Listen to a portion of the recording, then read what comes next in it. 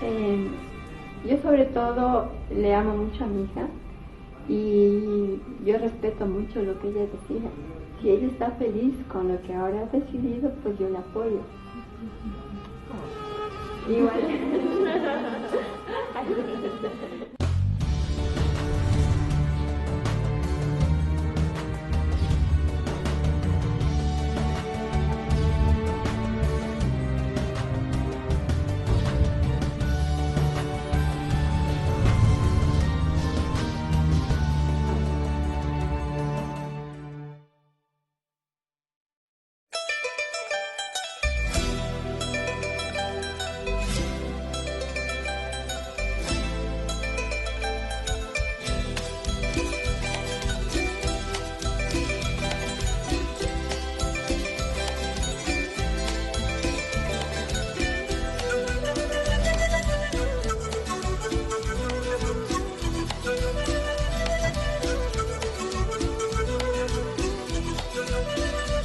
Langkah kaki kembali saya lanjutkan di Amerika Latin, menelusuri kehidupan Muslim di negara non-Muslim. Kali ini negara di pantai barat Amerika Selatan menjadi tujuan saya. Ekuador. Sama halnya dengan Indonesia, Ekuador juga dilalui garis ekuator atau khatulistiwa. Dari sinilah nama Ekuador berasal. Dari Indonesia di ujung timur khatulistiwa, tariklah garis lurus hingga ke ujung barat bumi.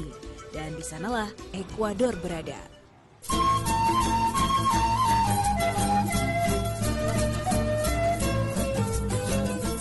% penduduk Ekuador adalah penganut Katolik, agama yang dibawa oleh bangsa Spanyol ketika menjajah negara ini selama kurang lebih 300 tahun. Namun di antara 14 juta warganya, ternyata ada segelintir Muslim yang memberi warna di Ekuador. Hanya ada 0,13% Muslim di sini. Ini artinya ada 19.000 Muslim di Ekuador.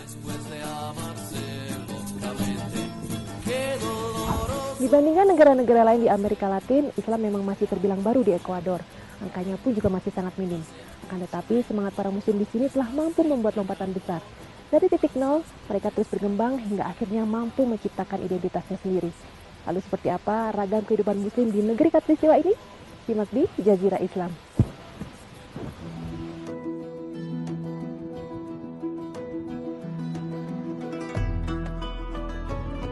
Mayoritas Muslim di sini bermukim di ibu kota Ekuador, Quito. Tercatat ada 2.000 Muslim yang ada di sini. Warga Ekuador baru mengenal Islam lebih dekat pada era tahun 80-an. Ketika itu banyak kaum intelektual yang menimba ilmu di Eropa dan Amerika Serikat. Dan seiring waktu, makin banyak generasi baru yang merantau ke berbagai penjuru dunia dan bersentuhan dengan Islam. Salah satunya adalah mualaf yang akan saya temui ini, Stefania Escobar, yang baru 2 bulan silam mengucapkan 2 kalimat syahadat. Asyhadu anna la ilaha illallah wa asyhadu anna Muhammad Rasulullah. Takbir, Allahu Akbar, takbir, Allahu Akbar. I feel like a blessing, really. Like I'm really happy. It's like a blessing to me. I just have the regret that I didn't do it sooner. But I feel very peace. I feel a lot of peace in my life. I am very comfortable. Even if there are these difficulties, I don't think sometimes like, oh, I should change. No, it's like it's part of it, and it's really worth it. And yes, it has been a beautiful journey. How do you know Islam for the first time? I traveled to Australia for a working visa, and there I met a friend. And actually, well, I didn't know that she was Muslim, and then I started talking with her, and it was beautiful to see that actually I had the same concepts that she had, and I just didn't know about it. and in that point I started getting a connection with Islam and well, falling in love with with the religion as well. Yes. What makes you interested about that makes you want to learn more about Islam? I think it was her way of being being in this world. Like she was really happy, very generous, just targeting different things in their life. 2 tahun Stefania tinggal di Australia. Selama itu pula ia terus belajar dan mulai menerapkan ajaran Islam seperti puasa. Setelah kembali ke Ekuador dan menjalani kehidupan lamanya, Stefania merasakan ada yang hilang dalam hidupnya. Saat itulah ia mulai datang ke masjid dan akhirnya memantapkan hatinya untuk mengucap syahadat. Namun tidak mudah bagi Stefania untuk berbagi cerita membahagiakan ini bersama keluarganya yang non-Muslim. I think so. I was trying to be very soft. So first, I start showing like videos. Then I on purpose used to forget books, things like that. So they start asking me questions as well. And of course, they realized that I was praying and I was closing the door and going to the masjid. So then I just started telling. First, I just started telling about Islam, like a normal type of conversation. And then after a while, then I told them that I was going there, that's the path that I want. Sebuah perjalanan yang sangat bermakna bagi Stefania. Tidak hanya membuka mata akan dunia, tapi juga menemukan makna spiritual di belahan bumi yang berbeda.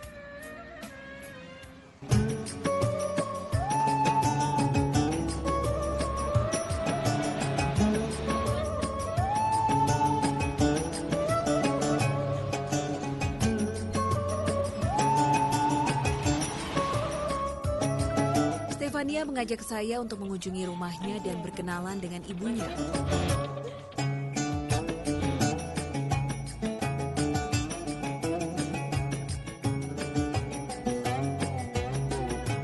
Xiomara sudah ikhlas menerima keputusan Stefania kini, meski dengan berat hati pada awalnya.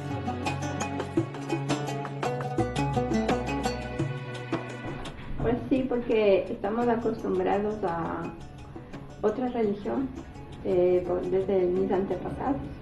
Entonces, yo sobre todo le amo mucho a mi hija y yo respeto mucho lo que ella decida. Si ella está feliz con lo que ahora ha decidido, pues yo la apoyo. Igual.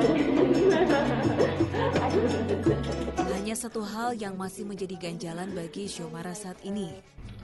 Bueno, sí, me he adaptado a la nueva forma de vestir, que no comparto mucho, porque uno tiene respeto a sí mismo, no por la forma de vestir, sino porque es uno así, de esa forma.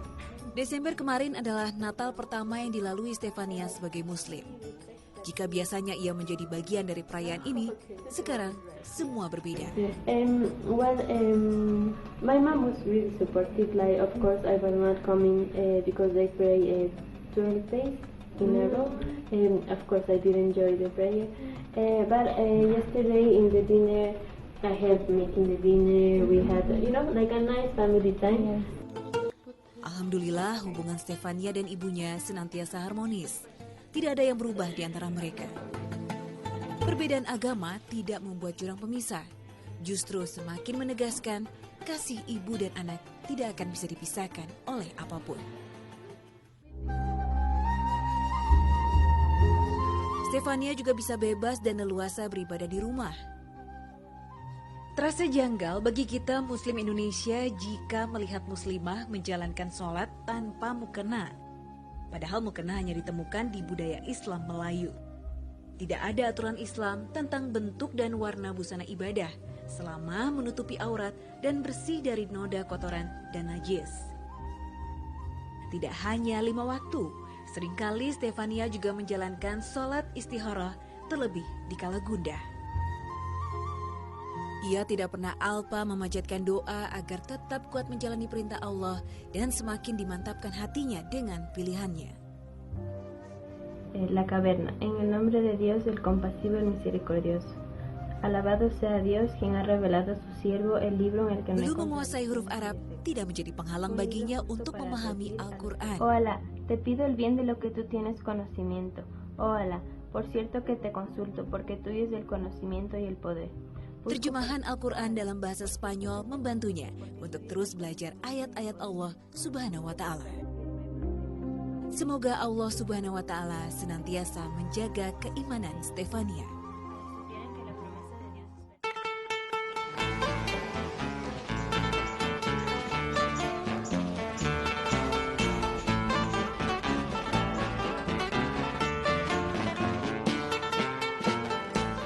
Menjadi hari yang ditunggu oleh Stefania. Ia selalu meluangkan waktunya untuk datang ke masjid. Selain untuk sholat Jumat, di sini ia juga bisa bertemu teman-teman muslimah lainnya. Tempat berbagi cerita dan menuangkan segala keluh kesah. Jika ada hal-hal yang mengganjal hatinya.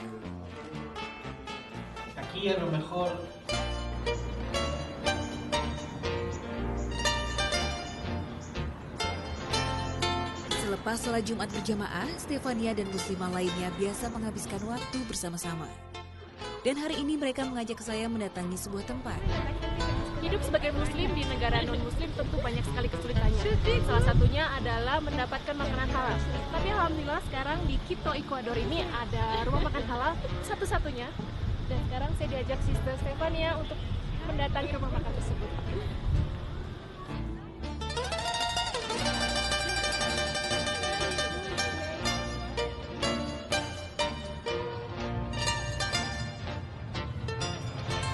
Dia rumah makan halal yang didirikan setahun lalu oleh Monica, muslimah asli Ekuador dan suaminya Nabil yang berasal dari Mesir.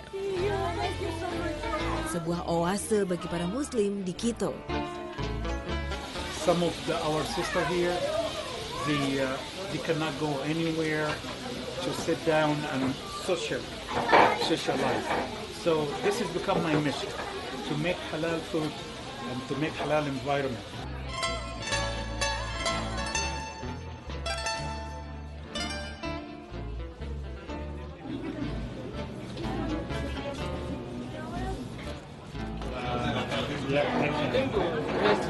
Nah, satu yang menarik dari rumah makan halal ini karena semua menu di sini disajikan dengan selera setempat. Jadi ada hamburger, ada sandwich, dan juga ada salad. Jadi cocok dengan lidah orang lokal.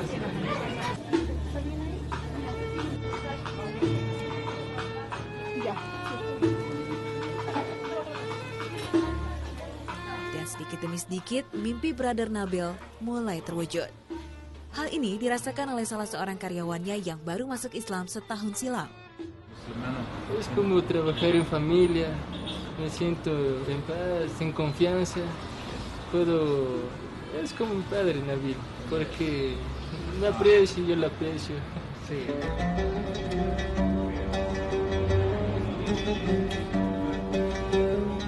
Brother Nabil juga mempersilahkan siapa saja yang hendak beribadah untuk menyulap rumah makan ini menjadi tempat sholat.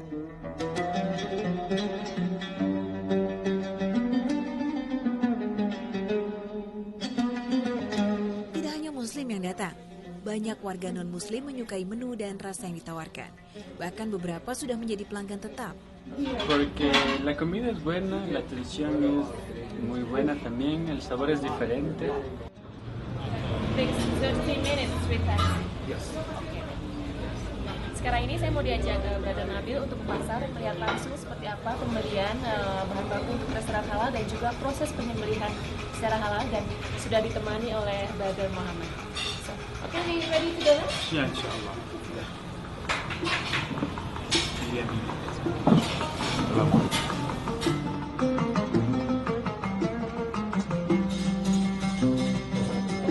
Gracias.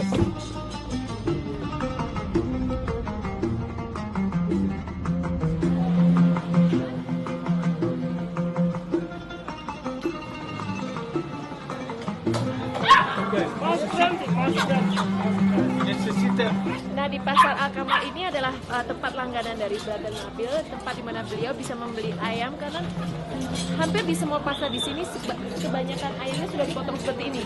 Dan di sini beliau punya langganan yang menyediakan ayam hidup, jadi beliau bisa memotong sendiri dan menyembelihnya secara halal. Bismillahirrahmanirrahim. Allahu Akbar.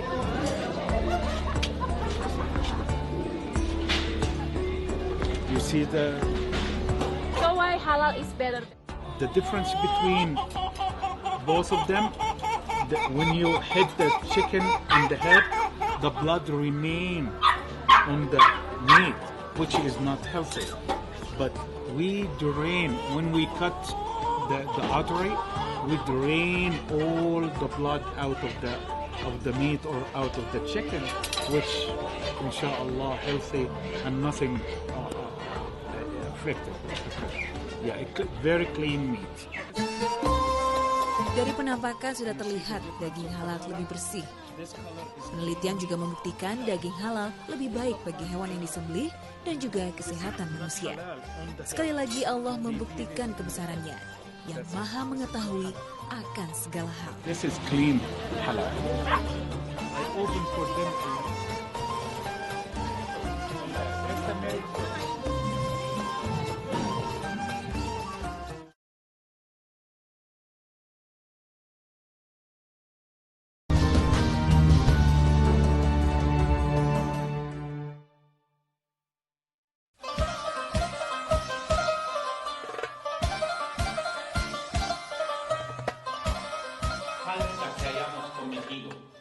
Berkembangnya Islam di Quito, Ekuador tidak bisa dilepaskan dari peran seorang Yahya Juan Sigilo. Bermula dari titik nol, ketika belum ada denyut kehidupan Islam di sini, beliau telah aktif melakukan syiar Islam. Pria 55 tahun ini adalah generasi Muslim pertama asli Ekuador. Allahu Akbar. Kiprah pria asli Ekuador ini memang patut diacungi jempol. Beliau tidak terlahir Muslim dan baru menemukan Islam ketika muda. Basically, some 30 years ago, there was here in Latin America, in Quito, Ecuador, almost no sign, nothing about Islam. It happens that there was a war about limits between Ecuador and Peru, our southern neighbor.